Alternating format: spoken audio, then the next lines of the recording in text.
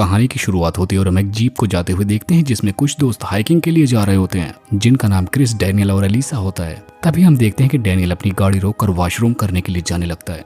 तभी उसके जाते ही क्रिस एलिसिया से पिछली रात हुई घटना के बारे में पूछने लगता है, लेकिन यहाँ पर एलिसिया उस घटना को एक मिस्टीरियस बताते हुए चुप रहने के लिए कहती है। लेकिन तभी वहाँ पर डैनियल वापस आ जाता है, जिसके बाद वो गाड़ी लेकर जाने लगता है। जिसके बाद ये लोग एक बीच जंगल में अपनी गाड़ी खड़ी करके हाइकिंग के लिए निकल पड़ते हैं। तब यहाँ पर हाइकिंग के दौरान डैनियल बताता है कि वर्ल्ड वॉर के टाइम पर यहाँ पर आर्मी ने बहुत सारे लैंडमाइंस बिछाए थे जो कि आज भी लोगों को कहीं ना कहीं मिल जाते हैं। तभी उनकी बातों से हमें पता चलता है कि डैनियल और एलिसिया एक दूसरे से काफी प्यार करते हैं और वो बहुत जल्दी शादी भी करने वाले हैं। और ऐसा जानकर क्रिस बहुत ज्यादा मायूस हो जाता है। अब इसके बाद हम रात का टाइम देखते हैं जहां पर तीनों दोस्त एक आग जलाकर वहीं पर बैठे होते हैं और आपस में एक दूसरे से बातें कर रहे होते हैं। तभी यहाँ पर डैनियल क्रिस से पूछता है कि आखिर तुम इतने मायूस क्यों हो। जिसके बाद वो उसकी बात को टालते हुए हंसी मजाक करने लगता है और उससे कहता है कि तुम्हारी तो शादी होने वाली है और तुम्हें अपनी लव लाइफ एंजॉय करनी चाहिए, इसलिए तुम्हें मुझ पर ज्यादा ध्यान नहीं देना चाहिए। अब ऐसा सुनने के बाद डैनियल बोलता है कि तुम ये मत सोचो कि मेरी एलिशा से शादी हो जाएगी तो मैं तुम्हें भूल जाऊंगा और तुम्हारे साथ पार्टी करना बंद कर दूंगा। वो कहता है कि तुम और मैं बचपन के दोस्त हैं, इसलिए हमेशा साथ रहेंगे।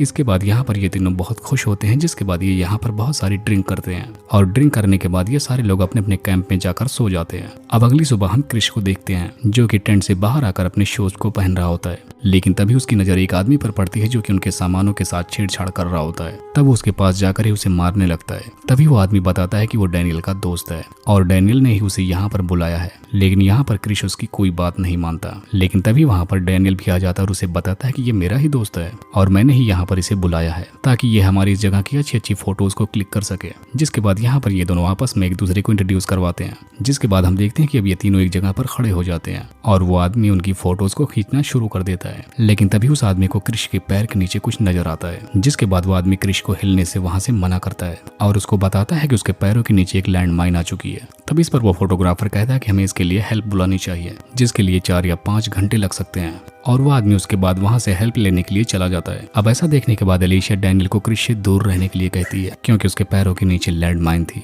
जो कि कभी भी फट सकता था। लेकिन डैनियल एलिशा पर चिल्लाते हुए कहता है कि ये मेरा बचपन का दोस्त है, मैं इसे ऐसे नहीं छोड़ सकता। जिसके बाद क्रिश भी डैनियल को उससे दूर रहने के लिए बोलने लगता है और अब आखिरकार डैनियल एलिशा के पास आ ही जाता है। लेकिन जैसे ही वो उसके पास जाता है उसके फोन में सिग्नल आ जाता है। जिसके बाद वो फौरन एक पुलिस वाले को फोन करता है अपनी हेल्प के लिए। लेकिन जब डैनियल फोन रखता है तो वो एलिशा से बताता है कि उन्होंने तुम्हारी वजह से हेल्प देने से मना कर दिया। और ऐसा सुनने के बाद एलिशा बहुत ज्यादा कंफ्यूज हो जाती है। तब यहाँ पर डैनियल एलिशा को बताता है कि उन्होंने बोला है कि वो एक चीटर की मदद नहीं कर सकते। जिसके बाद एलिशा समझ जाती है कि डैनियल को सब कुछ पता चल चुका है। तभी यहाँ पर हमें मूवी का फ्लैशबैक दिखाया जाता है जहाँ पर हमने मूवी की शुरुआत में देखा था कि एलिशा क्रिश से बात कर रही होती है एक घटना के बारे में। असल में वो घटना यही थी कि ये दोनों एक दूसरे के साथ एक रात सो चुके थे, जिसके बारे में डैनियल को पता चल चुका था और उन्होंने उसको सबक सिखाने के लिए ये प्लान रचा और उसके उस प्लान में उसका वो दोस्त भी शामिल था। जिसके बाद एलिशा डैनियल से रोते हुए माफी मांगती है और यहाँ पर वो कहती है कि मुझे कैसे भी करके माफ कर दो और पुलिस को फोन करके मदद के लिए बुलाओ। लेकिन तभी यहाँ पर डैनियल बताता है कि वो तो मजाक कर रहा था, यहाँ पर कोई भी सिग्नल नहीं आ रहा है। जिसके बाद वो इन दोनों को ऐसी ही हालात में यहाँ पर छोड़कर जाने लगता है। लेकिन यहाँ पर एलिशा उसे जाने से पहले बहुत रिक्वेस्ट करती है, बहुत रोकती है, लेकिन वो रोकता नहीं और उसे छोड़कर वहीं चला जाता है। जिसके बाद हम देखते हैं कि एलिशा क्रिस को बचाने के लिए वहां पर थोड़ा गड्ढा खोदने लगती है। लेकिन तभी वहां पर दूर से कुत्ता भौंकता हुआ आने लगता है, जिसको भगाने के लिए एलिशा उसे मारने लगती है।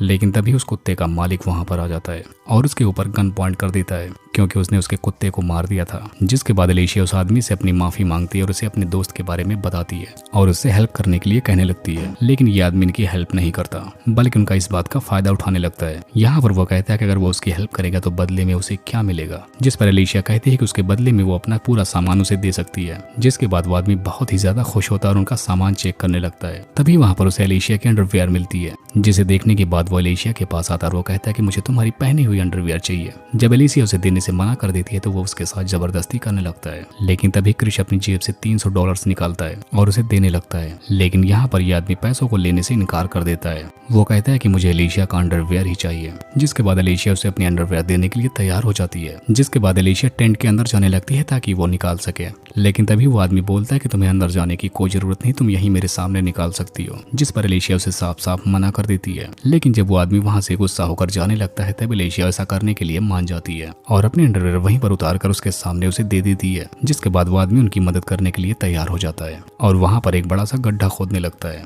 जिसके बाद उसके बैग से एक रेडियो की भी आवाज आती है और वो आदमी उठकर उस रेडियो के पास जाने लगता है। अब ऐसा देखने के बाद एलिशिया उससे रेडियो यूज करने के लिए कहने लगती है, लेकिन वो फिर से वो आदमी वही सवाल करता है कि उसके बदले में उसे क्या मिलेगा, जिस पर वो एलिशिया के कपड़े उतरवाने की शर्त रखने लगता है और उसकी बात मानकर एलिशिया अपना टॉप उतार भी देती है, जिसके बाद वो आदमी अपना रेडियो यूज करने देता है। अब एलिशिया उनसे रेडियो पर हेल्प मांगती है, लेकिन वो लोग पता नहीं कौन सी भाषा बोल रहे होते हैं जो कि एलिशिया को बिल्कुल समझ में नहीं आता, जिस पर एलिशिया उस आदमी से कहती है कि तुम इनसे अपनी भाषा में बात करके इनसे हेल्प मंगवाओ। लेकिन वो आदमी फिर से इस बात का कोई ना कोई शर्त रख देता है, जिसके बाद वो अगली बार एलिशिया को एकदम अनड्रेस होने के लिए कहने लगता है। लेकिन यहाँ पर एलिशिया अनड्रेस होने से साफ साफ मना कर देती है, जिसके बाद वो उसे जाने के लिए कहती है। लेकिन अब इस आदमी को बहुत ज्यादा गुस्सा आने लगता है, जिसके बाद वो एलिशिया के साथ जबरदस्ती करने लगता है और ये सब होते हुए उसका फ्रेंड क्रिश भी उसे देख रहा होता है और ऐसा देखकर क्रिश का खून खौल जाता है, जिसके बाद वो कैसे भी करके एक गन को उठा लेता है और उस आदमी की तरफ गन को पॉइंट कर देता है। लेकिन यहाँ पर वो गोली नहीं चला पाता क्योंकि उसका निशाना कुछ अच्छा नहीं होता और उसे डर भी लग रहा था कि कहीं गोली एलिशिया को जाकर न लग जाए।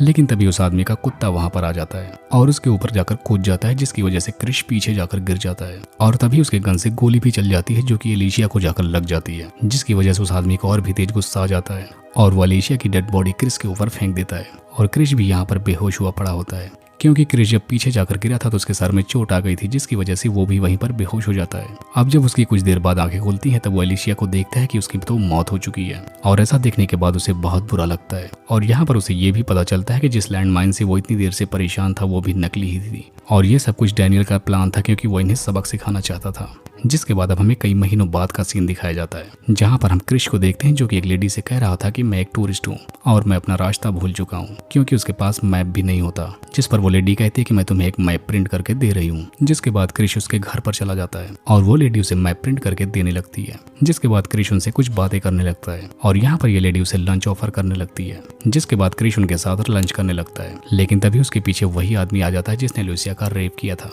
और वो वहाँ पर आते ही क्रिश को देखता है और यहाँ पर क्रिश को देखकर वो बहुत घबरा जाता है और उसे घर से बाहर जाने के लिए कहता है, जिसके बाद वो क्रिश को बाहर ले जाकर कहता है कि ये तुम्हारा और मेरा मामला है और इसको हम दोनों को आपस में निपटा लेना चाहिए, इसमें तुम मेरी फैमिली को इन्वॉल्व मत करो। और ऐसा सुनने के बाद क्रिश बाहर चला जाता है, जिसके बाद क्रिश बाहर जाकर उसके कुत्ते को घायल कर देता है। अब कुत्ते का बहाना करके उनके घर में दोबारा घुस जाता है और ऐसा देखकर वो आदमी और भी ज्यादा गुस्सा हो जाता है और वो अपनी गन उठाकर क्रिश को मारने की कोशिश करता है। लेकिन अब की बार क्रिश के पास भी गन होती है, जिसके बाद वो उस आदमी के पैरों पर गोली चला देता है, जिसके बाद वो उस आदमी की पूरी फैमिली को प्रिजनर बना लेता है और उसको एल्यूजिया का अंडरवेयर दिखाता है और यहाँ पर वो उस आदमी से कहता है कि तुम्हें अपनी फैमिली को पूरी बात बता देनी चाहिए कि तुमने वहाँ पर हमारे साथ क्या क्या किया। तब यहाँ पर यह आदमी कहता है कि मैं नशे में कुछ गलत कर गया हूँगा और यहाँ पर वो माफी मांगने लगता है, जिसके बाद वो उसकी बेटी के साथ वही सैल्यूट करने लगता है जो कि उसने एलिशिया के साथ किया था। जिसके बाद वो अपने गन के अंदर एक ही गोली डालता है और उसकी बेटी के सर पर लगा देता है और उसे पहली गोली में ही मार देता है, जिसकी वजह से उसकी बेटी मारी जाती है और ऐसा करके उस आदमी को उसका सबक मिल जाता है। और इसी को दिखाते हुए इस मूवी का यहीं पर एंड हो जाता है।